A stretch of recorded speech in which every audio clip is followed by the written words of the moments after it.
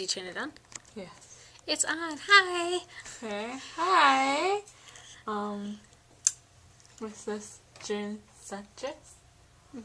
I'm Jean Sanchez. I'm a union representative for the United Food and Commercial Workers, Local 1473. Okay. What is the most rewarding part of your career? Well, for this career, I was a teacher for 14 years, as you know, Jenny, because you used to be my student. Currently, my most rewarding thing is knowing that my members, it would be like equivalent for me having students as a teacher. But they're all adults and they all have real lives and jobs and kids and stuff like that. Making sure that they're getting a living wage, so they're not poor. The fact that, just me showing up to their business places makes them happy. We talk, we joke around, I keep up with their kids. So it's like a lot like teaching, but at the same time, sometimes when something bad happens, I have to go in and help them with their issues. But when their issues get solved and they get to keep their job or they get more money and things like that, it's really good. Okay. Number 2, what is the most successful part about your job? Successful or stressful? Stressful. Oh, well, I work pretty much 24 hours, 7 days a week. So I'm always running around. Plus, I travel a lot because of my job. I'll be at the south side of Kenosha, and then I'll get a call. Something's happening on the north side of Racine, so I have to run up to the north side of Racine. I'm late. I'm getting there as fast as I can. That gets pretty stressful. Or my 6 in the morning calls, or my midnight calls. Those are pretty stressful. I'm like, I'm still asleep. But, it's normally when somebody has something really bad happen to them, they call me that early in the morning. So I always have my phone on me and make sure that, they're all okay. And, I have members with children, and their children come here. And it was pretty stressful the other day with a dog and 2 of my members' 2 kids, because the dog was eating all the crayons. I have crayons in here for the kids that come in, and coloring paper and stuff like that. And they have a dog chewing up on crayons. That's crazy. And then her son was taking the paper clip holder and just tossing paper clips everywhere. So I had paper clips everywhere. I had paper everywhere. I had crayon bits everywhere. But, since I clean my own office, because, our other office has a cleaning person, but since it's just me, it's pretty easy for me to keep it clean myself. I know, your office is very clean. Thank you. Number 3, what do you like most about your job? I have a lot of freedom, even though I'm constantly working. At the same time, if I need to go, to the DMV, I can go to the DMV. I'm not really, it's not very strict. I try to keep it down to an hour a day for lunch, because I don't take breaks, really. So, if something happens, I can go hurry up, take care of it, They know how hard we work. I have really awesome coworkers that I adore them very, very much. Sometimes we get into fights, just like brothers and sisters. But for the most part, we all get along. And, since they're all up in Milwaukee, they're in Milwaukee, Madison, and Green Bay. Sometimes we try to call each other just to say hi, just to make sure we're okay. And, because it's a pretty lonely job, too, so you get to your members. Then it's more fun. Number 4, where did you go to school or receive your training? Well, I went to Parkside. I have a degree in sociology and Spanish. And I'm like 1 class short of my biology minor. One of these days I'll finish. But I was a teacher, as I said, previously for the last 14 years. So I was a very active union member as a teacher. Got involved at the national level. I was the secretary of the Hispanic Caucus of the National Education Association, which is a pretty predominant position in the NEA without going to the entire body to be elected to the higher offices in D.C. And then I was involved here in Kenosha with the Teachers Union.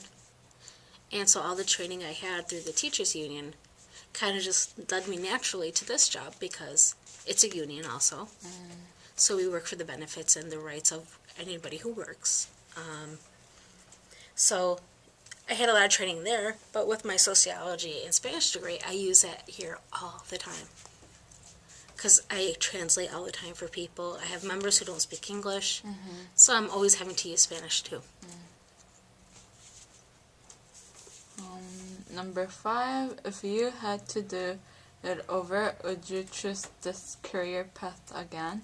Absolutely. This is where my heart's been. My great-grandfather was one of the starting members of the Painters Union in Chicago, which became an international painters union. So, growing up, I always heard stories about my grandfather. When Chicago was having all sorts of issues, my great-grandfather was actually out there working to get benefits and good-paying jobs for everybody. So it's kind of like in my blood. So I would totally choose this career again. Yes, absolutely. It's a hard job to get, though. Okay, number 6, are there related career fields that I should consider? Absolutely. There's not very many union working jobs, but it also has to go with human relations. Because I do work with contracts. I'm considered the legal representative for my members. So if they have an issue, I can legally, file court papers and things like that for them and stand up for their rights. So make sure that they don't get fired or get in trouble. Or if something really bad happens, I can stand up for them. Being a lawyer, it's kind of like being a lawyer without a law degree. So, it's great for human resources. It's great for lawyers. We have our own lawyers that we deal with on a daily basis, and they're really, really good. So if I ever actually have a serious legal question, I can just call. Hey, say, hey, Mark, what's going on? So, yeah. Number 7, what is your job like?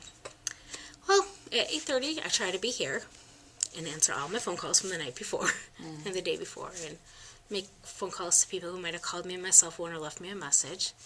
I do a lot of emailing. I'll sit down and reread contracts. I go through papers like this. I'll show you on film. Like this, where I get people's information and make sure that they're getting paid correctly. Because sometimes people don't get paid correctly. And like this, these are all people who got raises this year. I'm very excited for that. There's a couple sheets of that here. And then we have our contracts.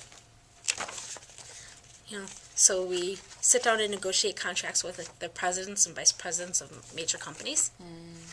This is for Pick and Save, one of the many. If they have questions about their benefits, like their health insurance, we're able to help them with that, or at least send them to the right place. Their pensions. So it's a lot of fun. It's a lot of work too. Number 8, what are the skills that are most important for a position in this field? You have to be good with people. Because that's who you work for. My job, I'm employed by the United Food and Commercial Workers, UFCW, but the people who actually employ me are the people who bag your groceries, who check you out of the grocery stores, who put the sausages on the trays for Usingers and Patrick Cudahy, and the people who make your hamburgers. If you ever buy frozen hamburgers, I go to those plants and make sure all those people who are working there are happy, or at least to the best of my ability. And if you just walked into a place and goes, whatever, people aren't going to respond to you, and you have to have a great amount of trust. You have to be extremely trustworthy, and you have to be able to keep secrets, keep things confidential. So that's very important. Have to be on time. Unfortunately, I still have issues with this. Because I'm so used to having that school schedule where it rings, ding, ding, ding, you're going to second block, ding, ding, ding, you're going to third block. In this job, you have to manage your time very closely. Because you can't waste time, because sometimes you might have something going up to a lawsuit where you have to file that paperwork immediately, so you have to make sure you have that time in your day to do it. Otherwise, you're going to be sitting at your desk until 10 o'clock at night just doing that. You have to have good grammar and good writing skills, I think, too. Number 9, do you find your job exciting or boring? Why? It's very exciting. I very rarely am bored. Yeah, no, never bored. There's always something to do. There's always people to help. If one of my members gets into a car accident, I try to go help them the best I can. Or somebody's family member dies, I try to support them. Not all union representatives do that, but I do. I handwrite letters to my members. Like, congratulations on your 25th year of being in the UFCW. And my members so appreciate that, because most people nowadays get a form letter. Congratulations, here I have a $5 gift certificate. That's not my style. I sit down and actually handwrite letters and then mail it to them saying thank you. And a lot of members, like, I've never gotten a thank you before from the UFCW or from my union rep. So, it's those little tiny things that you can do for people that make them so happy. Like, here, have a candy bar. That makes them happy. Oh, you remembered who we are. Yay! So, it's little tiny things. They'll call me, Jane, I have an issue with my schedule. Okay, let me come down and check it out. Oh, yeah, there's definitely some issues here. Let me see what I can do to help you get your schedule fixed or get you more hours. Number 10, how does the time use vary? How does the time use vary? As I said, sometimes I start at 6 o'clock in the morning and end at 12 o'clock at night, based on the needs of my members. One of my coworkers, Jake, he's out of Madison. He starts his day at 4 o'clock in the morning. And sometimes he doesn't get home until like 6 or 7 o'clock at night. So he has really long days. But he has a wider area. I just have Kenosha and Racine. So, and then sometimes you're dealing with like 3,000 members in a single plant. So, and everybody wants to know who you are. So, you get to meet people. But as time goes, we're pretty open because we have to be. Because if there's a problem at one store that needs to get taken care of, I have to, like this morning, I got a call at 9 o'clock. Jade, we're having issues with our schedule here. It's all messed up. So immediately what I do, hop in my car, go there. And I was there until I came to meet you. And now I'm talking to you. I don't always get lunches. Sometimes I don't even eat dinner. Luckily, I have candy. No, I try not to eat too much candy. Okay, I eat too much than I should. This job is really stressful because, sometimes you don't get to sit down and have a meal. But luckily, we work in the food industry for the most part. So if I'm at a store, at least I can go grab some chicken strips and a Coke or a water. So, sometimes I may not get lunch until 3 o'clock in the afternoon. But by then, by the time I'm done with lunch, I have half an hour left to my day. So, sometimes it's just easier for me to work through and then just eat dinner at night. But then even while you're eating dinner, people will call you saying, hey, my boss is being mean to me, or whatever the situation might be. Or somebody looking at me funny. I'm like, oh, what am I, dealing with high school students again? Oh, yeah, never mind. It's true. I actually still deal with high school students. Not everybody always gets along. And so sometimes I have to sit down with people and say, this is not going to time variedness, but sit down with them and say, hey, I know you two don't get along, but can you try to work together, because this is your life. This is how it's feeding you, or getting you your car, or buying you your shoes. So can we figure out a solution to get you guys to work together? There's a lot of problem solving. A lot of problem solving. Just like being a teacher. But, somebody says, well, what's a union representative? I'm like, I help the people who work in commercial areas and retail areas and meat packing plants and nursing homes, so that they are able to provide for their families. And that's really rewarding in itself. knowing that, my member here can now afford, to go on a vacation for the first time in 10 years because we're able to get her a raise or help this person save their job because somebody, like if you go to the grocery store, and this is what a lot of people don't realize, every time you go to a grocery store and you write a complaint to the company, like say you were my cashier and you didn't say hi or goodbye to me, a lot of people, believe it or not, will call the companies or write up on their Facebooks, she didn't say hi or goodbye to me. That goes against that person. That person can lose their job because they didn't say hi or goodbye to you. Yes, we want everybody to be super friendly, but we're all human, and sometimes, if we get so busy, we forget to say hi and goodbye. We all do it. We all try to be as happy as possible, for the sake of the customers. But, sometimes, our employees can't do certain things because they're not allowed to by the company, and then the customer gets upset. So I have to deal a lot with customer complaints because of that. For example, I was at a store yesterday, and I don't know if you remember Fresh Perks cards, those little green cards you had, pick and save. Well, that was a promotion to get people, to start using their Fresh Perk cards. They got up to $50 back on their groceries. So they got the little green cards. So sometimes somebody would forget to get one, and then they'd go yell at the cashier. And say, hey, where's my card? And so the cashier would typically give them a card. That's not a problem. But sometimes, they're like, well, she was mean to me. She forgot to give it to me. And they write these complaints against them, and every time there's a single complaint against them, there's an order of list of things that, first they get told, hey, you got to be nice to the customer. The second time, it's like, okay, we're going to write you up. So it's like getting a referral as a teacher.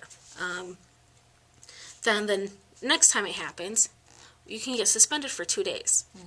Now, if you only make $8 an hour at 8 hours a day, that's $128 out of your pocket for being suspended for 2 days because somebody didn't like how you looked or what you said to them. Then the next time, it's 3 days. So at $64 a day times 3, let's see, it's about $192. $192 that person's losing because this person's complaining about them. How is that fair? It's not. I mean, every time you go to the store, if I see somebody doing a good job at a store, I always compliment. Always. Or I leave a good tip for restaurants, because that's the proper thing to do. I understand that people have bad days. Unless a person was completely belligerent, you know what that means, right? And just downright nasty or sexist to me, then I will make a complaint. Like, for example, Menards, when I was trying to help my mom fix her house, we went there to find something for her door, like a seal for her door. We knew exactly what we were looking for. We knew exactly what we needed it for. Well, the guy came up to me, it's like, what do you need? Like, we're looking for the door section, the door part section to get a seal. Well, what do you need that for? It's a door seal. I think we know what a door seal does for a door. And he was like, well, you really don't need one of those. You need one of these. I'm like, no, we need a door seal. We know exactly what we're looking for. Well, here, I'll show them to you. He kind of stomps us over to the place. Here. And he was treating us like we were stupid women, and that wasn't appreciative. I did not appreciate that at all. Because, I'm 38 years old right now. I probably look, people always tell me I look a lot younger than I am.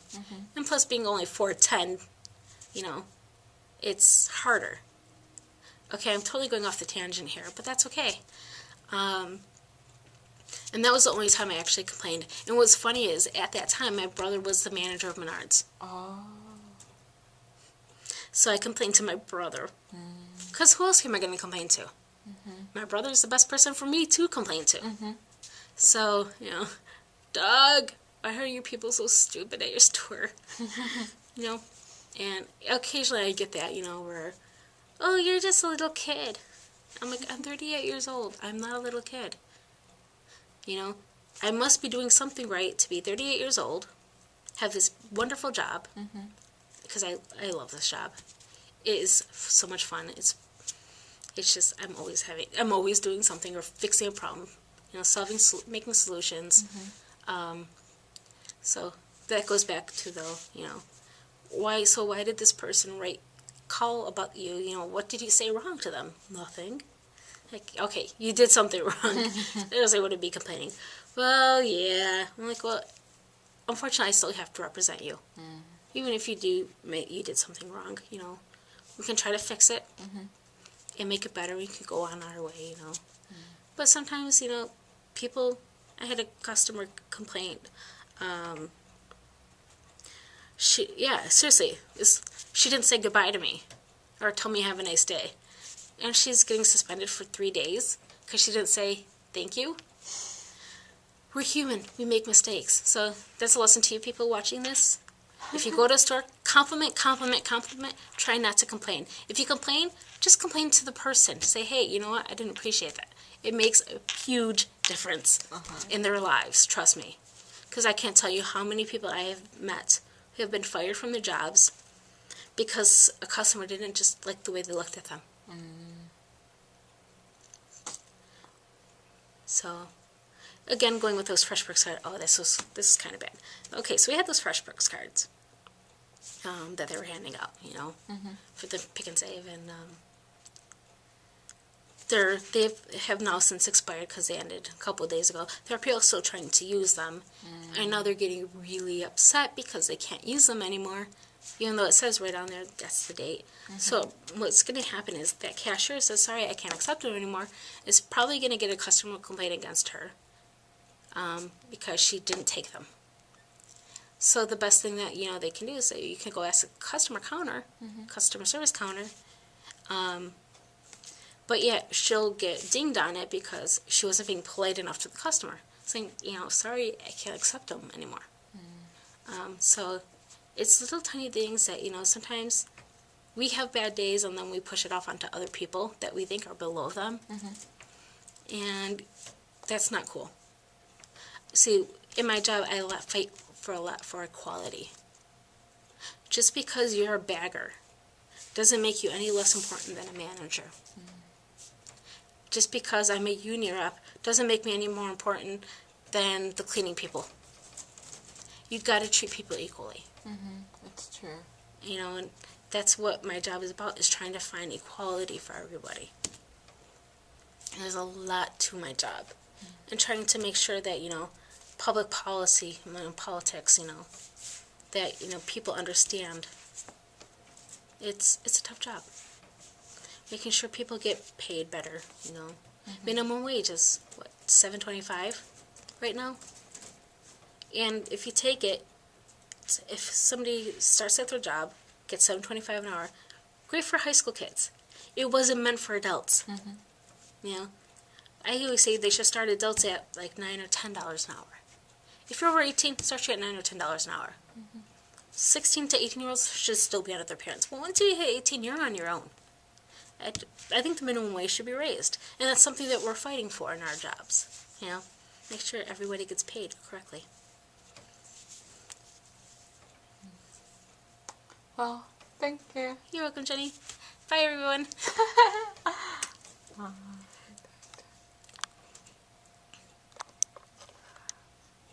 Is it this one? It's the red button again.